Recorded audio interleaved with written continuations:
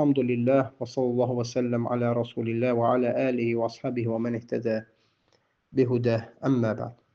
Allah həmd olsun biz Ramazan orucunun artıq 3-cü gününü tutduq. Bunu bizləri bəxş edən Allaha həmd edirik. Və bununla bərabər o demək deyil ki, Ramazanın gecələrini də boş keçirmək lazımdır. Biz əgər Ramazanın gündüzlərini oruç tutmağa müvəffəq olmuşuqsa, çalışdığımız qədər, bacardığımız qədər gecələrini də ibadətlə keçirməliyik. Və gecələrini də ən gözəl ibadətlə keçirmək tərzi Peyğəmbər sallallahu aleyhi və səlləmin yoludur. Peyğəmbər sallallahu aleyhi və səlləm Ramazan gecələrində bildiyimiz kimi səhih hədisdə gəlir ki, Peyğəmbər sallallahu aleyhi və səlləm Ramazan gecələrində Cəbrail aleyhissalamla Quranı qarşılıq oxuyardı. Və bu hədisdən göründüyü kimi bizə də yaraşan olar ki, yəni bacardığımız qədər Qurandan nəsə oxuyaq, öz aramızda, qardaşlarımızla, ailəmizlə, yoldaşlarımızla bölüşək.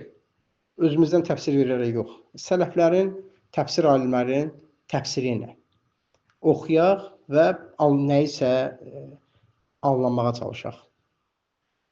Çünki həqiqətən bu Quran bu ayda nazil olmuş, aləmlərə rəhmət olaraq nazil olmuş və haqqı batildən ayıraraq nazil olmuşdur və həmçinin bu Quran yolların ən gözəlinə yönəldir.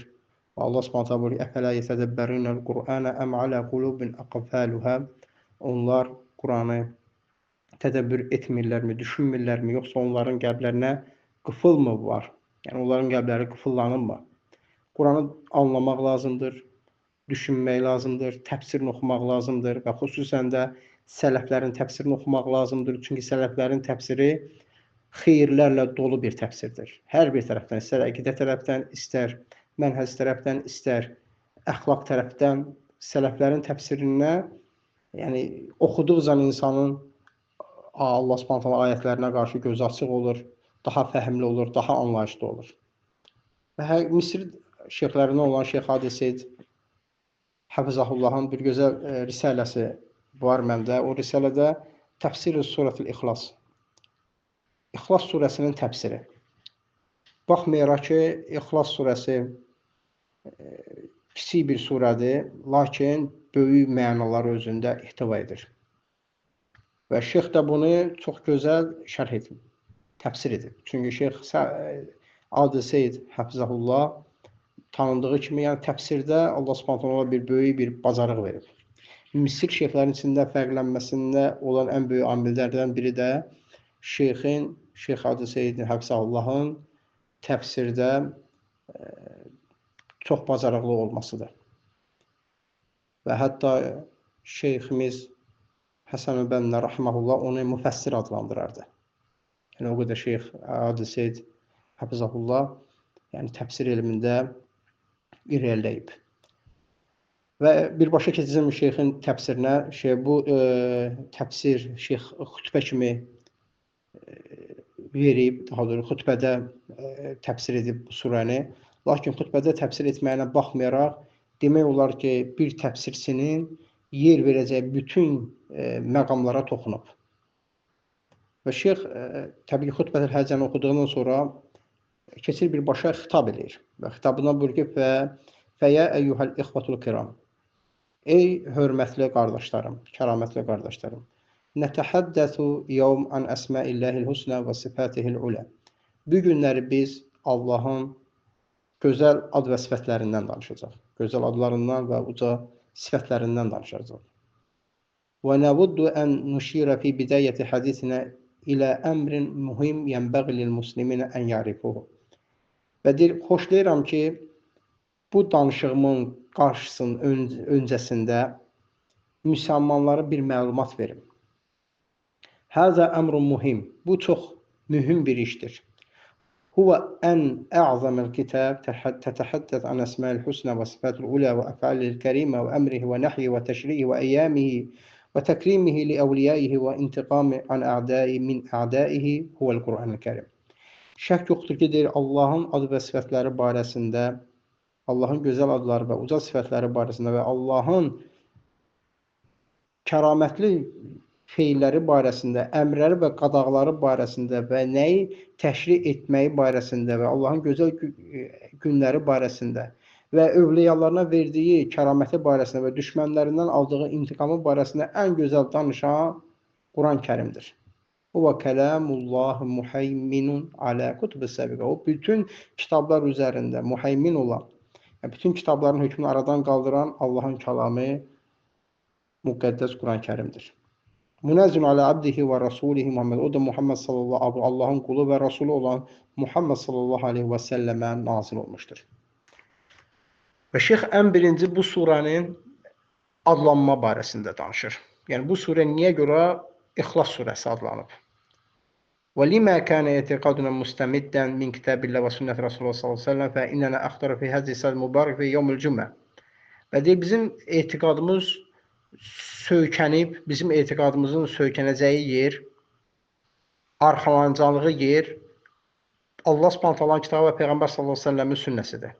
Və ona görə deyir, mən bu mübarək cümə günündə, bu mübarək cümə saatında bu surə barəsində, Quran-Kərim surələrindən bir surə barəsində danışacağam. Əxlastul hadis anillah və əxlasatul hadis an əsmaillah. Çünki bu Allah barəsində ən xülasə verilən xəbərdir. Allahın ad və sifətləri barəsində ən xülasə şəkildə danışan bir ayədir, bir surədir.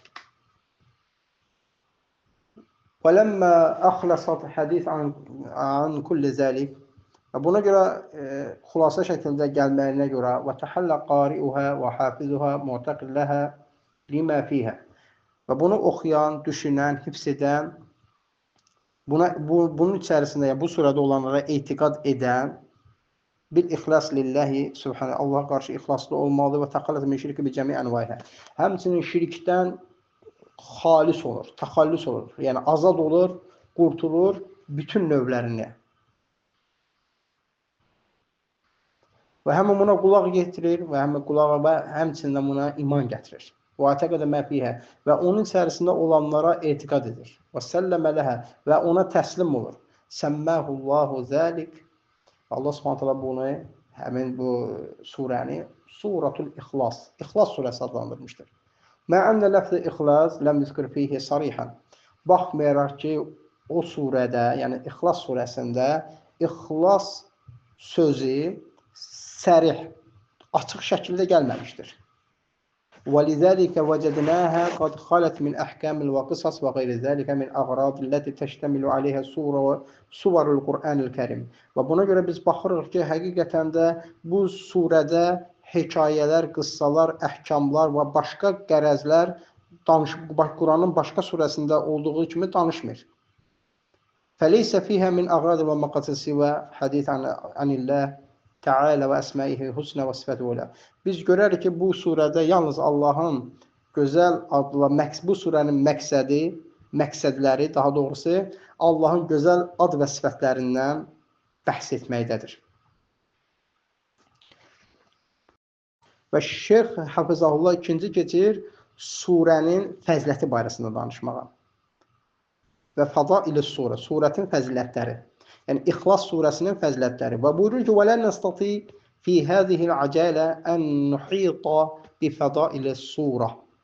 Deyir, bu tələskənlikdə, yəni bu xutbədir, bildiyimiz kimi xutbə də qısa olur və bütün gələn fəzilətlərinə toxuna bilmərik. Bu surə barəsində gələn fəzilətləri qeyd edə bilmərik.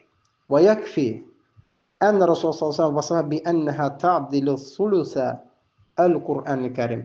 Kifayət edir ki, Peyğəmbər sallallahu aleyhi və səlləm bu surəni Quranın 1/3 əvəz edir. Quranın 1/3 bərabər olaraq vəsf etmişdir. Yəni bu fəzilət olaraq bu surənin necə fəzilətli bir surə olmasına Peyğəmbər sallallahu aleyhi və səlləm vəsfi kifayət edir ki, Peyğəmbər sallallahu aleyhi və səlləm Quranın 1/3 bərabər olduğunu demişdir. Lakin şeyx bununla qalmayaraq bunun fəziləti barədə gələn hədisləri zikr edir. Və buyurur, "Ba'dul əhadith əlləti zəkarat fadləhə." Bəzi hədislər ki, yəni bu surənin fəziləti gəlmişdir. Və buyurur ki, "Ən Əbi Səid el-Xudri radiyallahu anhu qal: Qala Rasulullah sallallahu aleyhi və səlləm li əshabihi." Əbu Səid Xudridən radiyallahu anhunda gələn rivayətdə buyurur ki, Peyğəmbər sallallahu əleyhi və səlləm sahabələrinə dedi: "Əyəcizu ahadukum an yaqra sulusul Qur'an fi kulli leylatin?" Fəşəqqə zəlik aleyhim. Peyğəmbər sallallahu əleyhi və səlləm onlara dedi ki, sizə ağırmı gəlir hər gün, hər gecə Quranın 1/3 oxumaq?